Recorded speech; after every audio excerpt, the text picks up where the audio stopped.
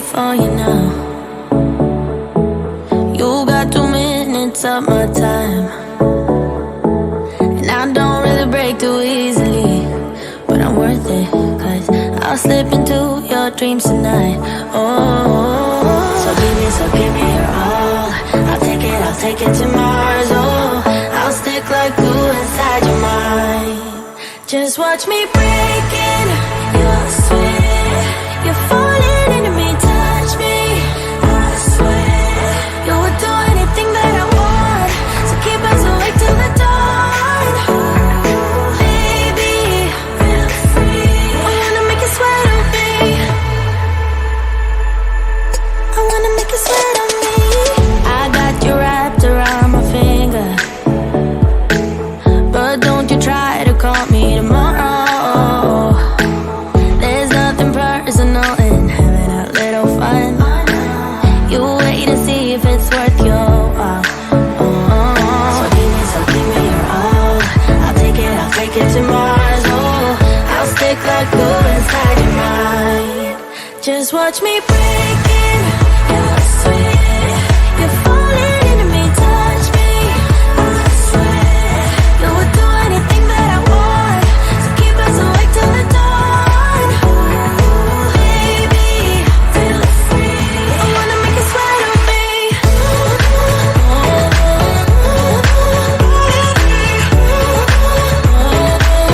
I wanna make you sweat on me.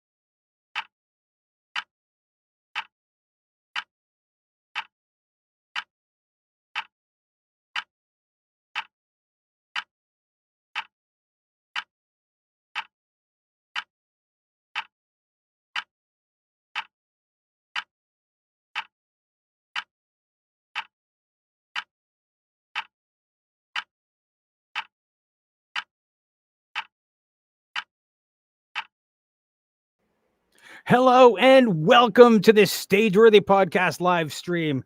I'm Phil Rickaby, the host of Stageworthy. On this live stream, we will be talking to artists from 4 Toronto Fringe shows. We are going to talk about their shows and we're going to talk about the Fringe in general as it makes its return to live performances after 2 years of digital productions due to the pandemic. Before we jump into that, I have a little bit of housekeeping to do. We are streaming live on YouTube, Facebook, and Twitter. And if you're watching on YouTube and Facebook, you can use the chat feature there and we'll see your chat comments and we can feature some along the way. If you have questions, we can feature those too and we can answer those questions as they come up. So feel free to use the chat. Keep in mind, though, that although we are streaming live, the technology is such that there's about a 30-second delay between when we say something and when you hear it. So although there might be a delay between what we're talking about and when you are posting your comment, don't worry, we will get to it and we do see it. Stageworthy is a weekly podcast about Canadian theater hosted by me since 2016. New episodes come out every Tuesday with bonus episodes now and then. So tonight, just to get into it, I have with me 4 artists from 4 different shows, and we are going to talk with them about their shows. We're going to do that one by one, and then I'm going to bring each of them all back to talk about Fringe in general. First up, I'm going to bring on Alia Rasul, who's going to talk about her show. Let me make this a little nicer here. Awesome. Hello, Alia. Hi, how are you? I'm great. Thank you. It's good to see you. I just want to say it's great to see you doing a solo show. I mean, you've been working with the Tita Collective for so long. To see you doing something solo is both really, to me, exciting and also a little strange since I'm used to seeing you with a large number of your fellow Titas. Before we jump into your show, tell me a little bit about what made you want to do a solo show. Well, as you know, Tita Collective is all about talking about, honoring the Filipino heritage. And there's just a part of that I couldn't do with the Titas. So in the Philippines, there are Muslim Filipinos. The Muslim Filipinos are like the minority. Uh, and usually I'm the first Muslim Filipino anyone ever meets. So I figured I'd do that by myself because we were doing a lot of yeah, like the Filipino identity is not a diaspora. It's actually there's so many versions of us, and what you see in the media is like there is like such a narrow slice of what there actually is, and yeah. So I think for me, it's really getting into the details, the specifics of my specific brand of Filipino-ness. Nice. So if you were to describe your show, in fact, if what I'm curious, and I'm going to ask everybody else this, what is your Fringe Festival line pitch for your show? It's like a 10-minute TED Talk with 40 minutes of prerequisite material. Okay. And it's very funny, kind of edgy, very personal, but it's going to be a fun time. Nice. I like it. And just so that everybody has it, what is the title of the show? It's Alia Siniza Rasul Moro Girl. Nice. So it's this personal story about sort of being in this Filipino Muslim minority from the diaspora, for want of a better term. As far as like putting that on stage, what's the writing process like to create a show like this? Some people write a whole lot. Some people speak into like a tape recorder or something like that. What's your writing process like for a show like this? It's been painful. It's easy. It's easy and hard at the same time. Like when I decided to do a personal show, I didn't realize how involved it would be. A lot of these stories are stories that like I would tell my friends, so Right. I'm very familiar with every single one of them. And these are like stories from my childhood to like moving to Toronto and encounter, like, for example, my my university roommate in our like first week living together looked at me. She's like, Alia, I know you're Filipino, but where is Islam? And I was like, so I mean, I think a part So of wait, like, she said that as though Islam was a country? Was that her question? yeah, like where is it? so, so it's so, but the thing with writing the show and trying to make it cohesive and like ultimately going into like why I want to talk about it now was really hard. And I think I just had to go deeper than I expected I would. I'm really grateful that I did. It's kind of like reading your diary, and then you're like, oh, this is now, you're like also uncovering kind of truths about yourself that you weren't prepared for. Right. So it was kind of nice. It was like nice to revisit old versions of myself with the perspective that I have today. But sometimes I'm kind of like, why did you do that? with those sort of uncomfortable things, those revisitings, and you mentioned these are stories that you told your friends. How does it feel to tell these stories to people that don't necessarily know you? They're not friends, they're like strangers, they're an audience. How does that feel for you going into this? It's going to feel strange. I think ultimately my intention with this show and why I put the word Moro on the poster and everywhere is because I just want people to know what the word Moro means. So as much as it's uncomfortable for me, I think my need for people to understand that Moro people exist supersedes that. Right. So it's uncomfortable. It's uncomfortable, but like, you know what I mean? But now I'm like really excited to do it. Because I just want people to know we exist. Yeah. Yeah. So yeah, most people never even knew the word Moro. And some of these folks are like people I've known since I've moved in Canada, right? So I'm kind of like, if I'm the only Moro person in the room and I don't talk about it, who's going to? That's a good point. I do see that the Tita Collective roots do run a little deep in this. I see that your producer is Mary Chris from the Titas. What's what's been the relationship with the Tita Collective as you've created this show? Well, the collective is the incubator, right? So Tita Jokes is one of our projects, but altogether, like we are the womb that helps sustain and helps develop and supports and cheerleads each other's work. So that's sort of, and so, because we have such a good process for producing at this point, we've produced a tour, we Right. produced several runs of Tita Jokes. So we're just applying all of those learnings to help me write the show, which I don't know if I would have had anyone else help me produce it because it's such a personal show. I really needed to trust everyone around me, and I'm really grateful that I have that. What is something that you've learned from producing Tita Jokes, from taking that show on tour, that you're able to apply to this show? I guess it's like play. I think it's really important to not take yourself too seriously. I think with something like this where it can feel a little bit high stakes, I've given myself a lot of room to play in how I designed this show. The full run is a relaxed performance by design, not Right. just for myself, but for folks who are I'm expecting to, like, you have to be entertained, but also you have to hold space for me. So that's like I think like how important a producer is and how important it is to make space for an audience to like absorb the material or the information you're giving them. Like that's something that I really learned that was important from Tita Jokes.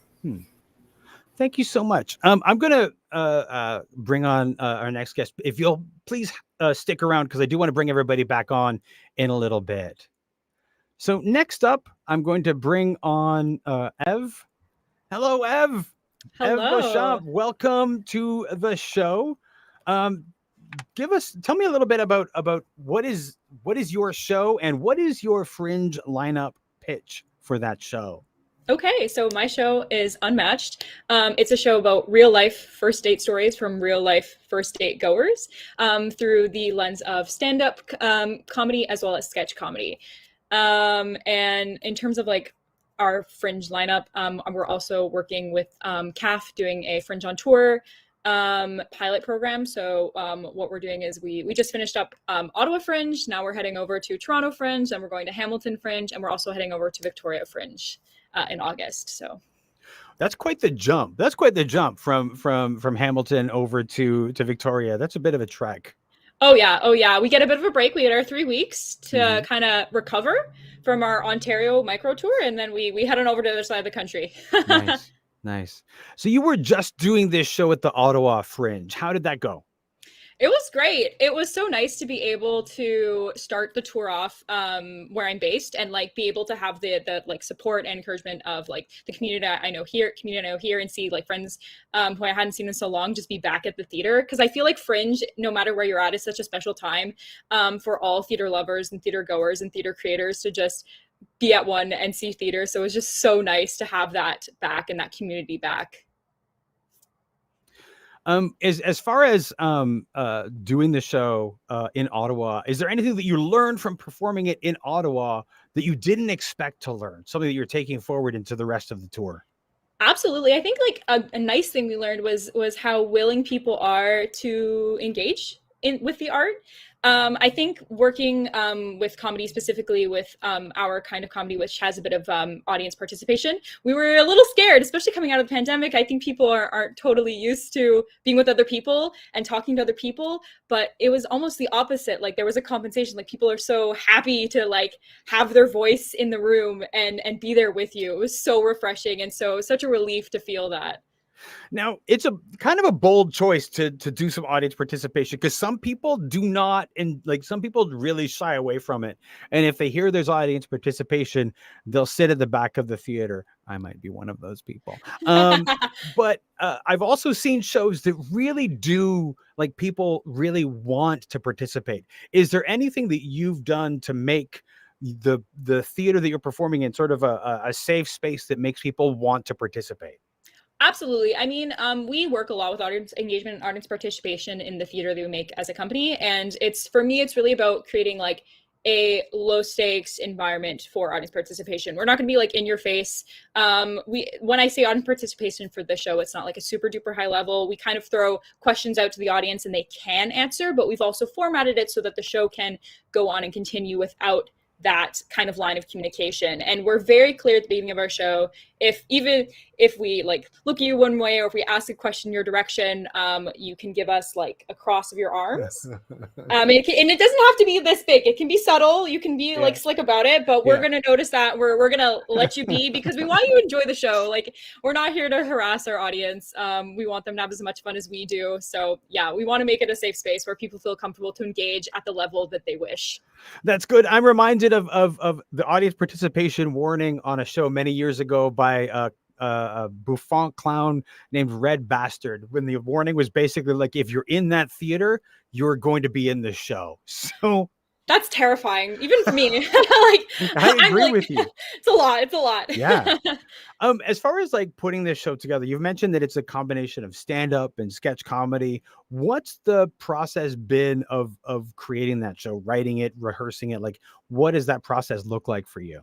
Totally. So this show kind of originated with the joy that Katie and I, my colleague, feel like when you're like kind of eavesdropping on a first date. For me, was when I go to the movie theater, I kind of can like see in line when I'm getting my ticket all the couples that are like going on a first date, and it's just this like joy of like being like, oh, I'm not supposed to be watching this. And that's where this like excitement and this idea kind of spurred from. And so we started collecting interviews from people about first dates that they've been on.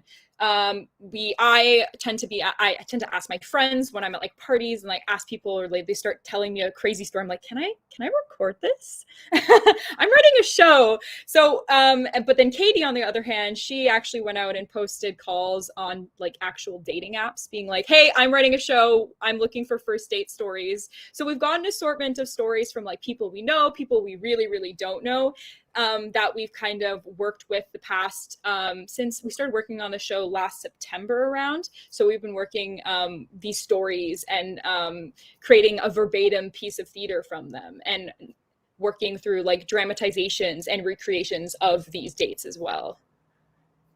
Have you in the shows, in the stories that you're creating? Because when I was in the dating scene, when you ran out of conversation, somebody would always say, "So, do you have any dating horror stories?" And some people had lots. Have you found that? Is there a balance between the heartwarming, the good story, the horror story? Did you find that it skewed more towards the horrible stories? I think people are way more likely to want to share a good story with you.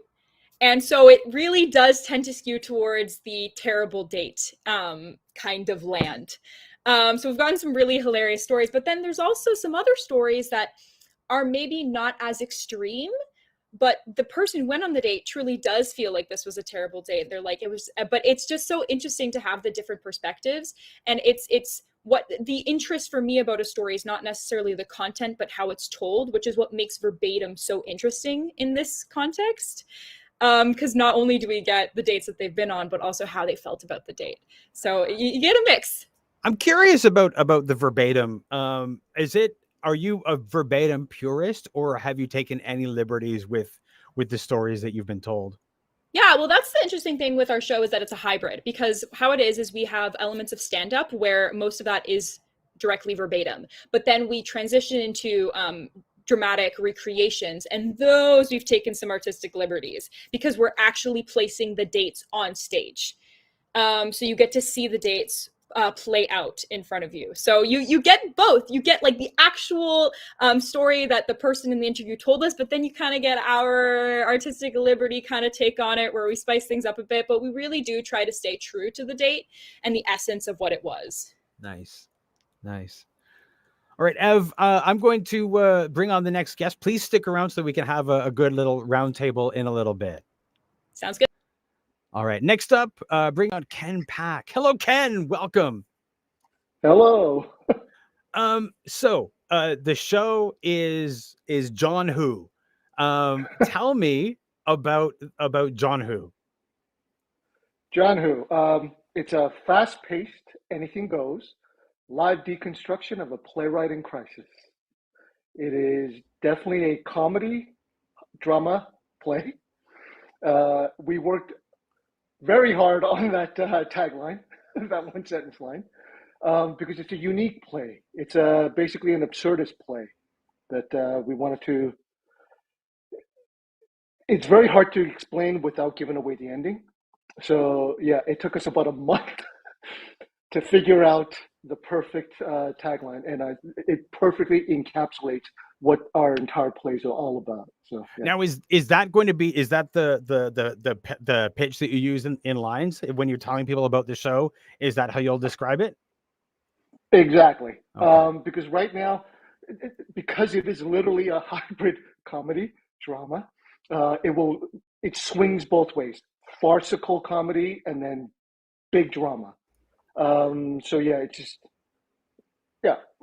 So as a play that is about a playwright in crisis, is this autobiographical? No. Once you see the play, you will definitely be grateful that it is not autobiographical. No, there are elements of it, because it's actually the play originates from a different play that I've written or been working on for a couple years, because I'm actually a film and TV actor, primarily based in that arena, and this is my first foray back into theater in a very long time. And I'd always wanted to come back, but I just thought, okay, well, I'll write my own piece and I'll be able to present it. But it was just the other piece that I've been working on was just it was depressing. Would be the kindest way to say it. And it was something I was not going to do for the Fringe, and especially something coming out of the pandemic. I wanted to have fun, so it's a good mix. Nice. I think we all want to have fun out of the pandemic. Yeah. As far as putting this show together, as something that you created as a way to come back into the theater from the film and television world, was this something, did you have this in your back pocket when it came time to submit for the Fringe, or did you write it after you got into the Fringe? It's actually funny you say that. On our Instagram page, I've actually posted up a little brief synopsis of how John Who came to be, and it was not even close. I had a different idea that we had applied for the virtual Fringe in 2021. Didn't get it. So I was like, done and done. Theater, goodbye. I'll see you in another, 10, 20 years. And in actual fact, I hesitated applying for this year's Fringe right up until the 27th of January, which was the day before the lottery. Ooh. Yeah. And it was literally that night, I believe it was 1:48 a.m., January 28th. Something in my ear rang and said, "Get ready." And that's when I started the first draft of John Who. And then basically within a 2-month period, I finished the first draft, which is nothing like you're going to see with this show. Because essentially I swiped the entire first draft completely and started from scratch. And that took about a month. And then this is the one that we're proud of. Yeah. So was like you said, it was about a month. Was that the month to write the first draft, and then how long to improve it? Yeah, no, it took 2 months to write the first draft because there's a lot of intricate research that needed to be done because it delves into a lot of literary characters and the literary isms. So I wanted to make sure that was grounded in solid foundation. But the first draft was it was too much. I'd thrown the kitchen sink, the house, the whole neighborhood into it. And then was like, here you go. And then trying to fit that into a 1-hour play wouldn't work. So afterwards, it was just kind of pull this out, get to the essence of it. And it was like, I think I can do this before our first rehearsal. What is the biggest lesson that you learned about writing this play while you were writing it? You're going to go through a lot of tears, a lot of anger, a lot of head banging against the wall. No, but it's the clearest thing I got was with the help of my dramaturge, which was just simply, what's the end goal? What's the goal of your central character? What do they want? And what's the journey that you want to take them on? So once that became clear, it was like, bingo.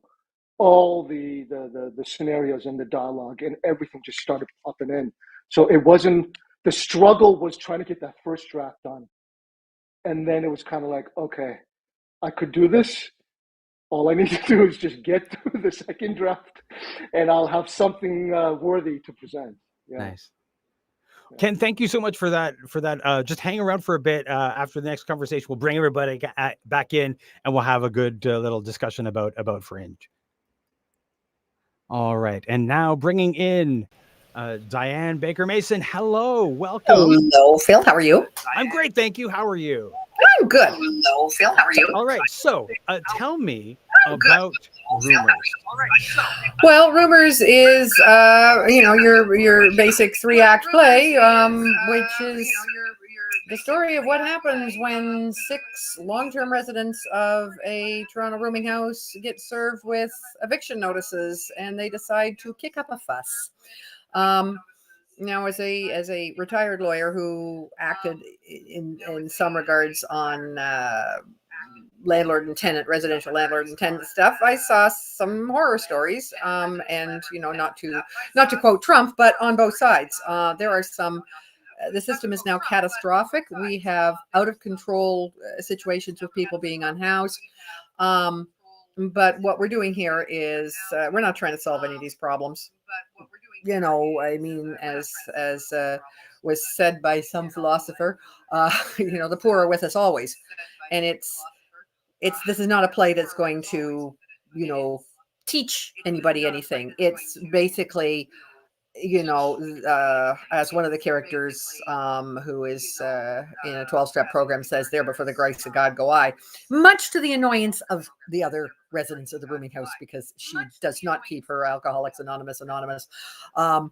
But yeah, it's definitely a drama. It's the first time that Govern Yourself Accordingly Productions, which used to be called the Laughter Studio, has tried a drama. We've written original plays before, and they were comedies. And this one, which is the first one I've written by myself, the other two were co-written. This one, I was going for, okay, let's look at something that bugs me. I mean, you have to give a damn about what you're writing, or, you're just pumping out copy. And, I wrote this, started it in 2019.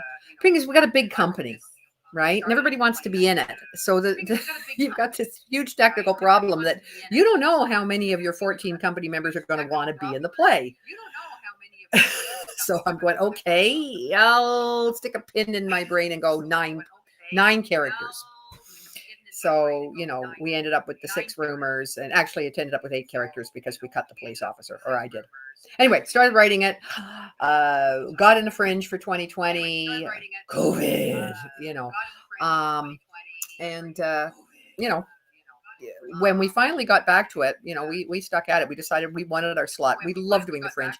And, we basically, we did a read, and I went, oh my God, I was red penning, like, you believe just how could I have written this? Oh my God. But it has, I think we're now on, when you look at your Word document, it's like version 68, in terms of changing stuff. But we settled on kind of a final version 6 weeks ago with some tinkering as we went along. Like, oh no, that's not working. Let's, move this line, or anyway, not our first trip to the Fringe, and we're just really excited about it. Oh my God! As busy because most of us are practicing lawyers. Well, it must be hard to balance all of that. Oh, I'm retired. I pick my battles. Right. So even so, I have a few battles, but this has been a lot because I'm sort of producing it, in the sense like we're a team. Yeah. But one of our companies, a Superior Court judge, for crying out loud. Talk about busy. Yeah, a little bit. Yeah. You mentioned that this was like the first show that you sort of you wrote on your own. Tell me about that transition from writing with collaborating with others to writing on your own. Oh yeah, that's very interesting because I've collaborated with legal work and stuff, but years ago I had a play that was produced at the Alumni Theater, and then it went to Summer Works, and that was by myself. My novels I've written by myself. Even actually when I think about it, pleadings and stuff, I write by myself. Collaborating, when we first decided to go to the Fringe, we hadn't formed a company. We were all out drinking after one of the Lawyer Show productions with Nightwood Theater, and we were talking about our favorite Stratford actors, and one of the guys at the table said, I would pay good money to watch Shauna McKenna watch paint dry. And somebody said, that'd be a great Fringe play. That was Peter Hamivka. And next thing you knew, we were in the Fringe with a play called Watching Shauna McKenna Watch Paint Dry. And Peter had written the original of that. Peter has a huge amount of training and knowledge of theater, etc. And I said, I'd like to take a chainsaw to this if you don't mind, and he said sure, because he's a good sport. I'm not.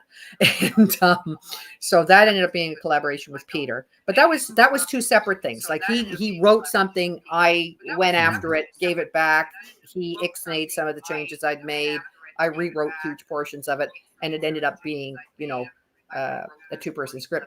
The next one turned out to be more of a company thing. I had written a play that I affectionately call that never got anywhere. seven suicides go on a field trip. It was a little dark for Fringe, and the company wasn't happy about. Some were like, this is really great, and others were like, I am not acting in this, it's too dark. So we had to, at the last minute, kind of come up with a new idea. And two of the performers came up with a really good idea. This was just before Trump's election, and they came up with about a 30-minute semi-treatment with a lot of dialogue. Really, they did a great job on the idea that the Greek gods were looking down at the American election and decided to interfere because it was just, this is not going well. Let's, so that was a comedy. And we loved that one. That one, though, they handed over the treatment to me and one of the other actors, and we sat together for 3 days, swore at each other like crazy, and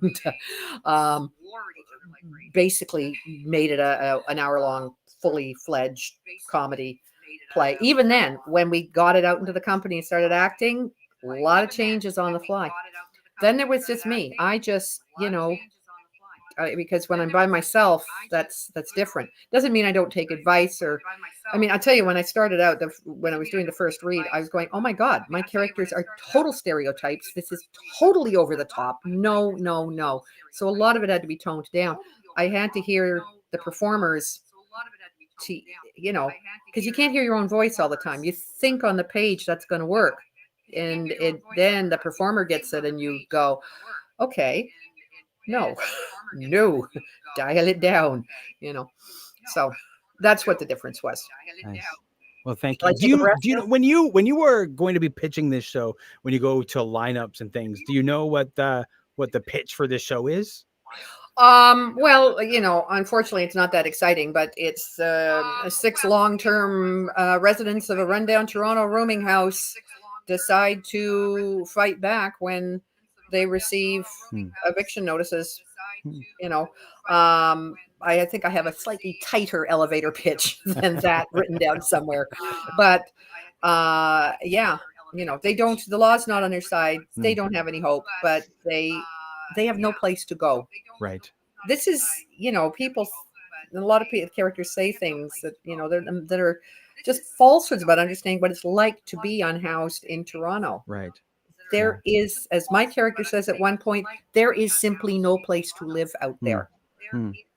And stuff that when I was 16 years old, I left home and I was able to find a room in a rooming house. That's not going to happen for somebody who needs a place now. So anyway. Well, thank you so much. I'm going to start bringing everybody else in, and we're going to have a bit of a conversation about Fringe. Hello. Let me bring Diane back in. There she is. There we go. Now we have everybody back. Welcome back, everybody. I think one of my favorite questions to ask people is about other shows. I know we were just talking about your shows, and right now I want to know, are there other shows at the Toronto Fringe right now that you are super excited to see?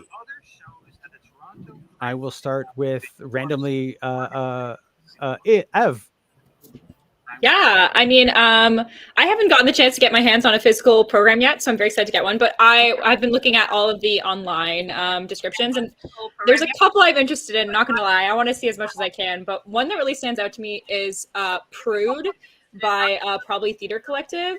For me, it's a show that's about like a queer and genderqueer artist, and it's like a hybrid of like stand-up and drag, which seems like just right up my alley. So that's something I'm really looking forward to seeing. Nice. Alia, how about you? Oh man, so many. I'm really looking forward to Sex T-Rex's new show, Sketch T-Rex. And I mean, it's Sex T-Rex. How can you not? Really anything we do. And then, but there's also like a bunch of the comedy shows, all of them banded together, and so we have a hashtag Fringe is Funny. So those are amazing shows to look into. So fringeisfunny.com. Yeah. I've been following the hashtag and the Instagram. I do have to say, there's a lot of great shows. I think the first one that jumped out to me was what was it? Carson and Taylor promised to do a bunch of flips. I mentioned that last time, and just the title alone, I don't care if they succeed at doing the flips. I don't care. I'm going to see that show. It's one of the ones that's on my list. Ken, how about you? Are there shows that you're looking forward to seeing? I'm a little bit biased in the sense that I'm not sure if the rest of our guests here have joined the Fringe producer pods. There's a great group of our producer pod producers whose shows are, if you don't mind me quickly going through them, Dreams, Stupid is Good, X and the Spirit, Away You Go, Away You A Go, Whose Bag Is It Anyways, and The Big Sad. And it's such a range from like children's show to comedy to drama, musical. And because we've had, since April, we've been hearing all these shows during the meetings, and it's been such a huge, the journey from beginning all the way to today, right? So yeah, I'm excited to see all of those shows, and I plan on making it to all of them throughout the festival. Nice. Diane, how about you? Well, I'm going to have to do more than my usual, 4 or 5 Fringe shows this year because there's so many of them. I'm going to have to do more than my usual. There's the Sororan Book Club is one that not only because I thought, wait, what? Sororan is one street over from me. Turns out that the writer in that lives in my neighborhood. We're having coffee tomorrow and, doing some cross promotion plans. Really want to see Garden of Allah. That looked good.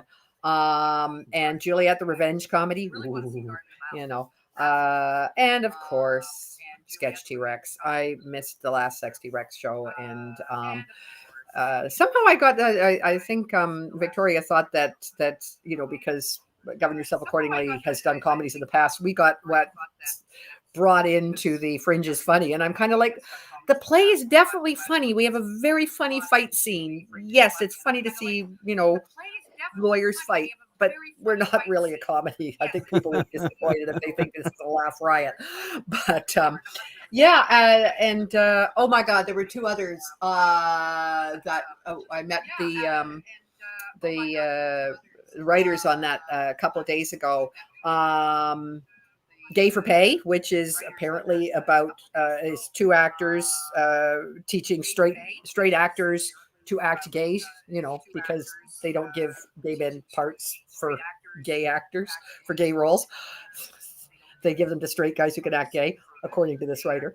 And, I already mentioned the other one, Garden of Allah. So nice. That's my list. Nice. Here's something that I noticed. This jumped out at me in the program as I was going through in their reminders. And this is sort of a departure for Fringe. There was this note, there may be no late call.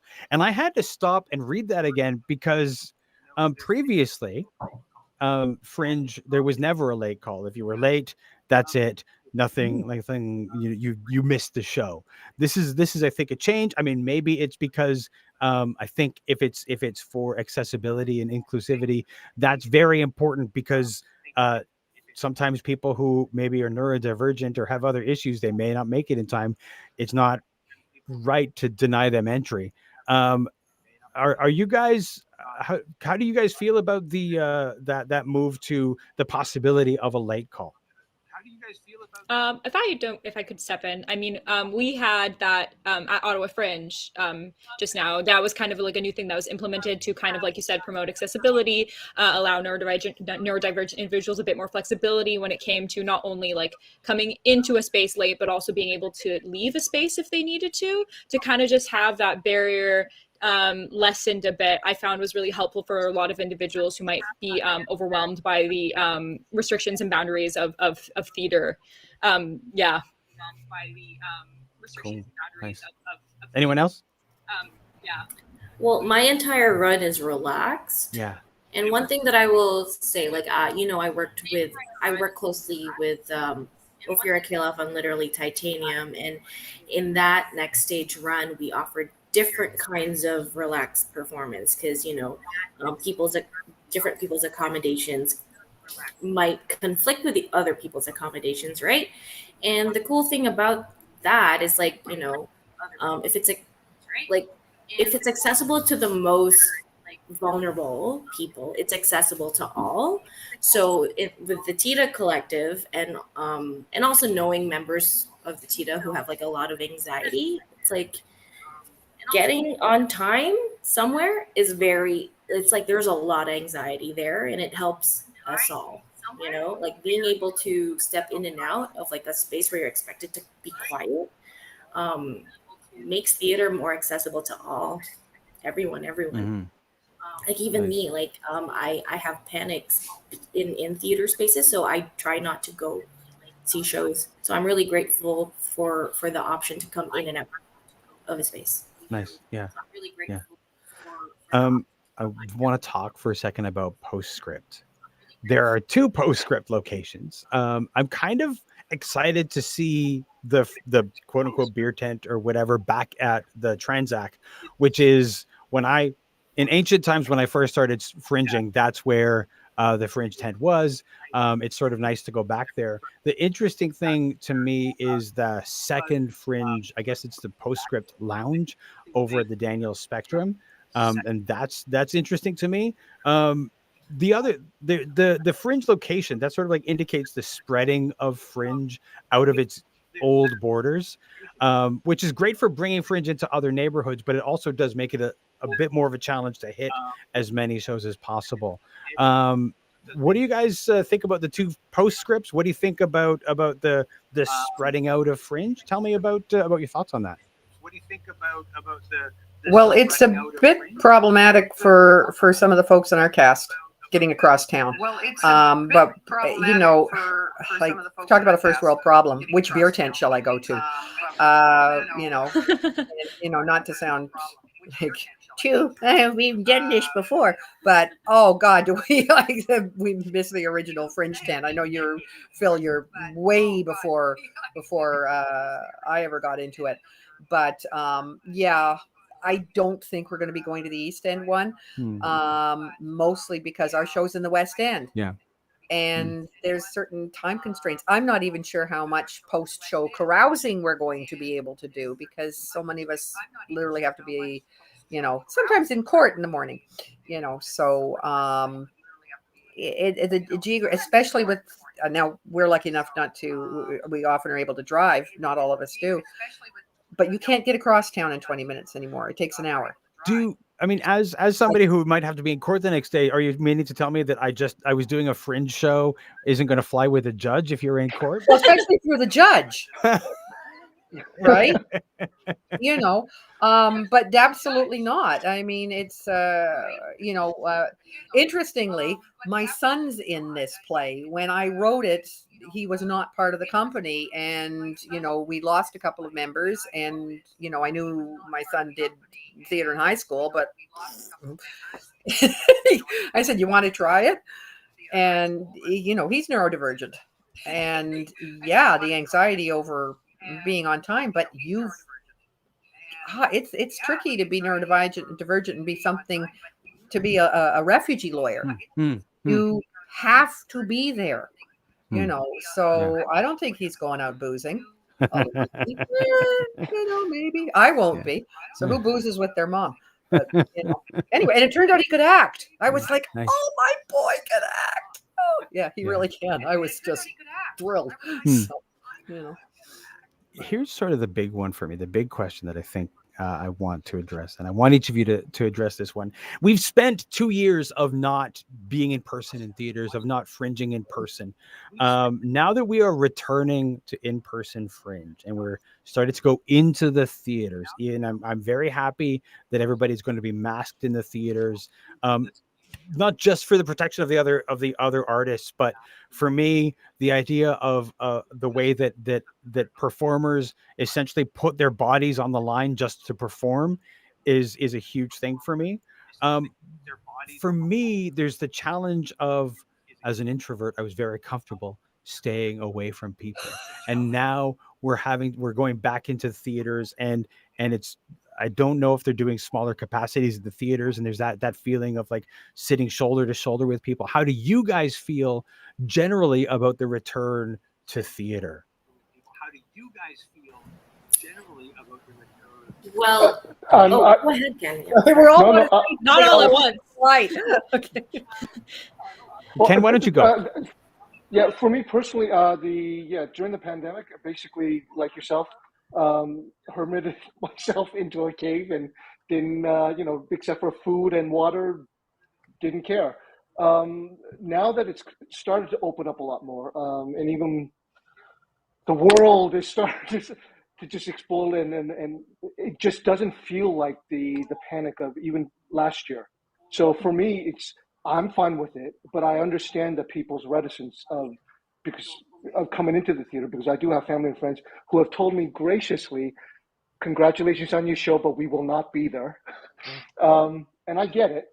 And I do believe the Fringe has put a restriction, I think, on the capacity of 80%, at least at the Tarragon. But I'm okay with people, if the audience is okay with it, open it up.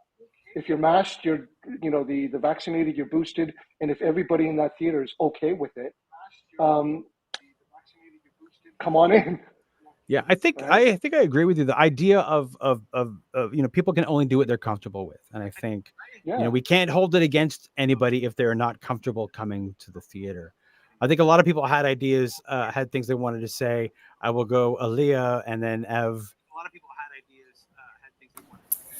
It was really, what I was going to say was really similar to what Ken said, and the thing to add is like, the Titas and I were so careful. All of us were so careful, and we set up a bubble where we didn't see anyone else because we were doing a show in the spring, and it was outdoors, social distance, and we all got COVID at the same time, No. And so it is, and I'm not gonna lie, like having that kind of change, like recovering from that and performing is really, it was a real, it was scary, and so my honest truth, there's a part of me that's scared of it, that like another part of me who just really wants to perform is being like shh, but they both exist, and it goes in waves. So I just like try to find a lot of compassion, and I don't have like a one answer. It's just depends on the day. I think it's okay for us to have complicated feelings about it. I have a very similar feeling. I'm traveling to go to a Fringe in August, and that is there's that other level of anxiety of traveling and then performing and not that whole like fear. Will I get it? Like, and I'm being as careful as I can, But I mean, Alea, you were saying as well that you were as careful. You were all as careful as you could be. It's hard to balance all of that. Ev, did you have some thoughts? Yeah, I mean, for me, it's kind of adding on what everyone has already been saying. I also feel a certain level of anxiety and hesitancy when it comes to coming back into like large groups in the theater, especially like you said, because I'm going to be traveling a decent amount this summer to Fringe festivals because, I'm doing Toronto and Hamilton and Victoria as well, which is a ways away. So, I mean, I'm relatively comfortable with where we're at in terms of like ensuring people wear masks in the theater, having a safe distance if that's what people are comfortable with, because I mean, I am really excited to be back and performing, and it was very nice to have that chance to do so at the Ottawa Fringe. But at the Ottawa Fringe, there were a couple shows that needed to be canceled because cast members got COVID. And it wasn't just like one case, it was like 2 or 3 shows that were affected by COVID cases. So I completely understand people's hesitancy and the anxiety surrounding coming back to the theater. And I think it's really within everyone's power to do what they're most comfortable with. And I don't think there's any pressure to do one thing or the other. It's really up to everyone's own jurisdiction. Yeah. I remember seeing, like, as the Fringe tours were sort of coming together for people and among performers who tend to do tours across multiple cities. I remember seeing a number of them talk about that they're excited to do Fringe, but they are also afraid to do Fringe. They're afraid of getting sick. I have a few tests stockpiled that I'm going to be taking with me because, like, I don't know. You've got to be careful. Diane, did you have thoughts? Just that, I mean, you never meet anybody more cautious than lawyers, but we're also all theater people, except for me. I was English lit. They've all got theater degrees, and we're all theater addicts, and this has been really rough. And as soon as we had any chance to get back on stage, it was just so special to us. During the pandemic, we put together 3 online readings where we got together in Zoom and we did costumes. I rewrote the importance of being earnest, and so I could do it on Zoom, and we all got together and we just had an absolute blast, and it wasn't the same. So we rented rehearsal space at Railpath, which they're great, by the way. If anybody is close enough, they still need rehearsal space. Great big studios, windows open. We're masked, and then we were rehearsing outside in the backyard, and we're still, please don't get sick. This means so much to us. And yet, what are we going to do? We just have to try. Yeah. Yeah. So, I think we I all think we're forgetting. love. Ken, go ahead. Sorry, go ahead. Oh, sorry. No, it's a virus, right? We're not being callous. We're not being flippant. It's a virus. That's right. Right? That we found this somewhat of a medical solution. We've gotten vaxxed, we've gotten boosted, and we do the best that we can. But like Alia was saying, was be respectful of other people's wishes. If they don't want to come, absolutely great. But Absolutely. if people want to congregate, come, welcome, please, come on down. Yeah. Come watch our shows. Yeah. Absolutely. Just as we sort of wind to a close here, I'm curious. We've talked about shows that you want to see. We've talked about the postscript. We've talked about the other policies. I'm curious if there are other things that you guys are looking forward to, just in general, about the Fringe, even if it's just I'm excited to be performing again, whatever it might be. What are you excited about? What are you hoping for? Tell me about your wildest dreams for this Fringe, or whatever that might be. Let's start with Ken. Wildest dreams for this Fringe. Oh, okay. Surprise! I just spoke. My wildest dream is simply that it's been so long on treading the boards. It's my dream, just the fact that I get to be back on stage. That's the first thing. And the second thing is just seeing old friends, just to promote the show. I've contacted friends I have not spoken to, much less emailed, in a decade. And absolutely, I see their works and absolutely love them, but it's just, you lose contact, life goes on, and all of a sudden it's like, hi, I'm back. That's what I'm looking forward to, because that's one of the things I love about Fringe. Is when I did the Fringe the first time, like you, Phil, a long time ago in a galaxy far away. It's just that. It was the fact that you'd finish your show, you'd go down to the Transact, you'd sit there with your friends, and all of a sudden you'd find 20 other friends that you just met. And it was like, come on. Yeah. Right? Yeah. You never get that opportunity in any other venue, in Toronto. And I think that's the thing that I'm just looking for, to reconnect. Yeah. Nice. Diane, what are you excited about for it's very similar. All appearances contrary, I've got a huge introverted side. I was not unhappy to have an excuse to stay inside and read books and paint pictures and play my ukulele. I was okay with that. But the Fringe is different. You're at the Fringe tent, you're at the theater, you go outside and somebody you haven't seen in 10 years. I saw it advertised, and I came to your show. How have you been? Person I haven't seen since high school, and it was just, it's just such a wonderful festival. And I'm really looking forward to, really hoping that, we don't just get off stage and say goodbye, everybody. We're too scared to go to the tent. No, we're going to put our masks on. I'm calling it the tent. Sorry. Go to Postscript. It's a chance to actually get out and, as Ken says, trod the boards, but it's more than that. It is a festival. It's a real festival, Yeah. So. Alia, how about you? I'm just really excited to be in community with people. I think just to add on to what Ken and Diane have already said, it's like you're around people who are so open-minded and just so excited to share their story and listen to each other's stories, and that's such a special time to be around those kind of folks, and I'm so grateful for the Fringe for that.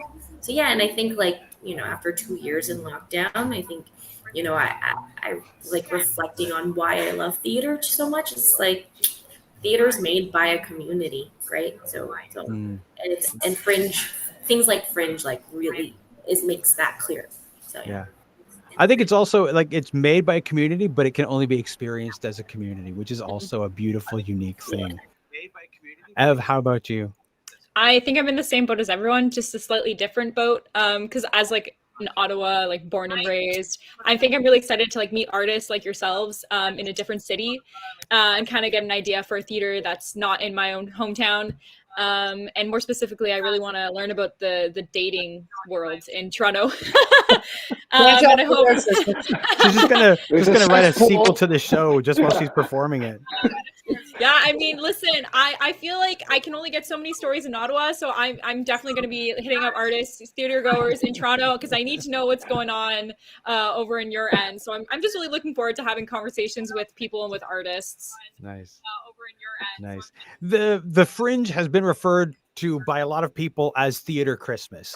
And it does sort of feel as we start to get close to it, especially as it's been 2 years without the in-person Fringe, that it does really, I feel like a kid on Christmas Eve getting ready to like just sort of buzzing with excitement in a lot of ways, even though I also have that anxiety about like being in a room with people at the same time.